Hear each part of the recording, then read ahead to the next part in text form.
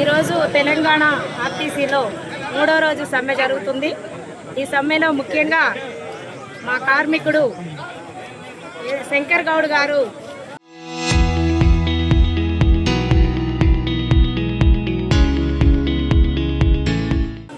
ఆత్మత్యాగం చేశారు, బలిదానం చేశారు. గతంలో బీఆర్ఎస్ ప్రభుత్వంలో మా శ్రీనివాస్ రెడ్డి గారు చేశారు. కరెక్ట్గా అదే వైఖరితోటి మళ్ళీ ఈరోజు కూడా ఈ కాంగ్రెస్ గవర్నమెంట్లో అదే జరిగింది. ప్రజాపాలన అని చెప్పుకుంటూ ప్రజల సావులు చూస్తున్నారు. కార్మికుల చావులకి గవర్నమెంట్ కారణం అవుతుంది. మమ్మల్ని కావాలనే సమ్మెలోకి నెట్టి ఇలాంటి ఘోరాలు చేస్తుంది. కాబట్టి మా న్యాయమైన డిమాండ్లని తక్షణమే పరిష్కరించి మాకు ఏదైతే జరుగుతున్నాయో నష్టాలని అరికట్టి, అలాగే ఆర్టీసీకి కూడా నష్టం జరుగుతుంది. అనుభవం లేనటువంటి డ్రైవర్ కండక్టర్ల నుంచి బస్సులు పంపిస్తుంటే నిన్న మా పాప కొత్తగూడెం నుంచి ప్రయాణం చేసింది. వస్తా ఫోన్ చేస్తుంటే, అమ్మ నేను ఇంటికి వస్తానా రానా అని నా పిల్లలు నేను ఏమైపోతాను, మీ బస్సు ఎక్కానని చెప్పి ఆంధ్ర నుంచి వస్తా బాగా భయపడింది. అమ్మ నీకేం పర్వాలేదులే, జాగ్రత్తగా రా అని చెప్పా. కానీ డ్రైవర్ అయితే చాలా ర్యాష్గా దోలాడంట. ఆటో మీద ఉన్నటువంటి ఆటో డ్రైవర్లని, లారీ డ్రైవర్లతో బస్సులు నడుపుతున్నారు. దానివల్ల చాలా ప్రాణ నష్టం, ఆర్టీసీకి కూడా నష్టం జరుగుతుంది. వాళ్ళు టికెట్లు ఇవ్వకుండానే డబ్బులు జేబులో వేసుకుంటున్నారు. అదే మేము ₹1 తెలియక తప్పుగా జనాలందరిలో ఒక మిస్టేక్ చేస్తే మాకెంతో పనిష్మెంట్ ఇస్తుంది గవర్నమెంట్ యాజమాన్యం. మరి ఇప్పుడు ఈ తప్పుడు వైఖరితోటి ఎలా బస్సులు నడిపిస్తున్నారో అర్థం కావట్లేదు. మా డ్రైవర్కి అయితే ఎంతో శిక్షణ ఇచ్చి మరి ఇక్కడ బ్రీత్ అనలైజ్ చేసి బయటికి పంపిస్తున్నారు. మరి ఇటువంటి దారుణమైనటువంటి గత ప్రభుత్వం ఏదైతే అవలంబించిందో ఈ ప్రభుత్వం కూడా అదే అవలంబిస్తుంది. కాబట్టి తక్షణమే మా ఆర్టీసీ సమస్యలు పరిష్కరించి ప్రజా శ్రేయస్సు దృష్ట్యా, ఇటు మా కార్మికుల దృష్ట్యా కూడా వైపు నుంచి గవర్నమెంట్ సానుకూలంగా రావాలని, వస్తుందని మేము ఆశిస్తున్నాం. అలాగే మాకు సహకరించినటువంటి మీడియా మిత్రులందరికీ కూడా చాలా ధన్యవాదాలు.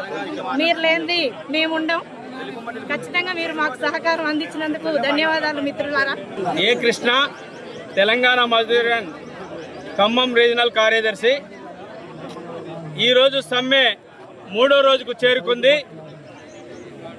ఈ సమ్మె ఆర్టీసీ కార్మికులు ఆర్టీసీ సంస్థను కాపాడుకోవడం కోసం, ప్రజల కోసం చేస్తున్నారన్న విషయాన్ని ఈ రోజుకు ప్రజలు గమనించారు. అందులో భాగంగానే ఇవాళ ప్రజా మద్దతు రోజు రోజుకు పెరుగుతుంది.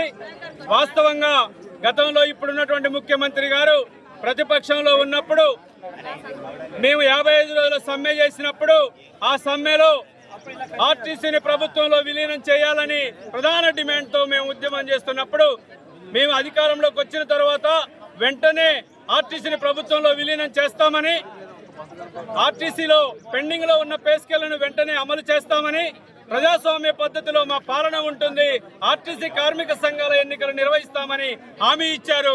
ఆ హామీని నెరవేర్చకుండా గత 2.5 సంవత్సరాల నుంచి కార్మికులను తీవ్ర ఇబ్బందులకు గురి చేస్తున్నారు. యాజమాన్యం రోజు రోజుకు పని భారం పెంచుతుంది. 2019 నుంచి ఈనాటి వరకు కార్మికుడు రోజు రోజుకు దినదిన గండం 100 ఆయుస్సులా ఉద్యోగం చేస్తున్న పరిస్థితి ఉంది. కానీ కనీసం స్వేచ్ఛా స్వాతంత్ర్యాలు లేవు.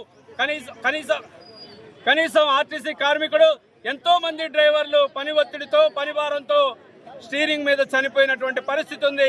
ఇకనైనా 2.5 సంవత్సరాలు గడిచినప్పటికీ ఇప్పుడున్నటువంటి ప్రభుత్వం స్పందించకపోవడం వల్ల తప్పనిసరి పరిస్థితిలో ఇవాళ సమ్మెకు ఈ పరిస్థితులు దారితీశాయి. తక్షణమే చర్చలు జరపాలని ఇప్పటికే 3 కార్మికులు ఆత్మహత్యం చేసుకున్నారు. అయినప్పటికీ స్పందించలేదు. గతంలో మీరేమన్నారు? శ్రీనివాసరెడ్డి గారు ఆత్మహత్య చేసుకున్న రోజు ఇదే మొదటి ఆత్మహత్య, ఇదే చివరి ఆత్మహత్య అవ్వాలని చెప్పేసి మీరు చాలాసేపు మీడియాలో మాట్లాడున్నారు. కానీ ఇవాళ 3 ఆత్మహత్య చేసుకున్నప్పటికీ ఇప్పటికీ స్పందించలేదు.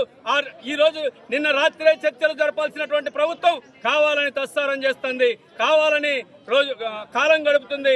కాబట్టి తక్షణమే చర్చలు జరపాలని ఈ సందర్భంగా డిమాండ్ చేస్తున్నాం.